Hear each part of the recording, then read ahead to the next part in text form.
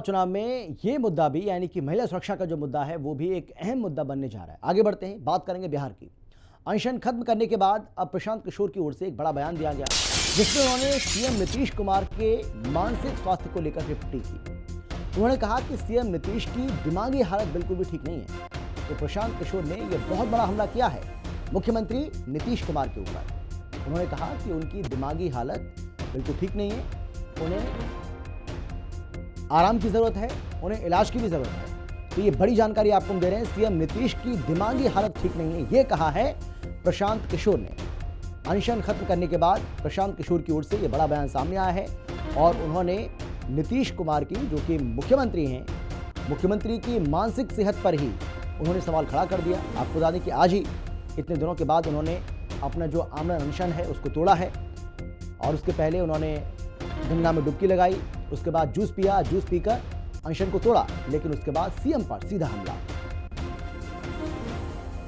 प्रशांत किशोर जी, आज आपने एक बड़ा सवाल उठाया है, नीतीश कुमार की जांच होनी चाहिए, उनकी मानसिक। बिल्कुल बिल्कुल, क्योंकि ये बिहार में हर वो व्यक्ति जो थोड़ी बहुत भी सामाजिक राजनीतिक समझ रखता है उसके लिए ये समझ से परे है कि आखिर छात्रों से न मिलने की जो जिद है वो क्यों है।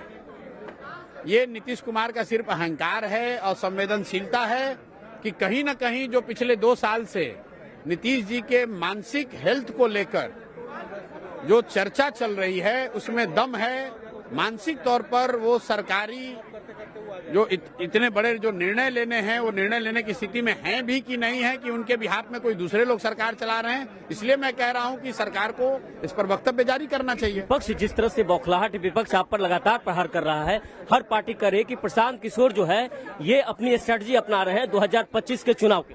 अरे भाई, सत्याग्रह कर रहे हैं, ये स्ट्रेटजी प्रशांत किशोर की थोड़ी, ये तो महात्मा गांधी की स्ट्रेटजी है। बिहार में अन्य अलग अलग समाज के वर्गों के साथ अन्याय हो रहा है, उसके साथ खड़ा होना ये कौन सी स्ट्रेटजी है? तो गांधी की स्ट्रेटजी है।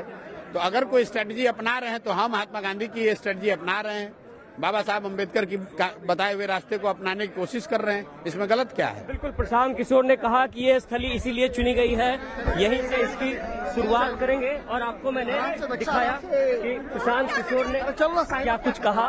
उन्होंने कहा कि मुख्यमंत्री नीतीश कुमार की मानसिक जांच होनी चाहिए और ऐसे में उन्होंने कहा कि एक मेडिकल बोर्ड भी बिठाया जाना चाहिए और कई सारे सवाल भी खड़े किए। अनशन का ये स्थल उन्होंने चुना है और इस स्थल पर लगातार वो अनशन करेंगे और छात्रों के आंदोलन के लिए लगातार लड़ाई जारी रखेंगे। सहयोगी दीपक के साथ संजीव राय, हिंदी खबर, पटना।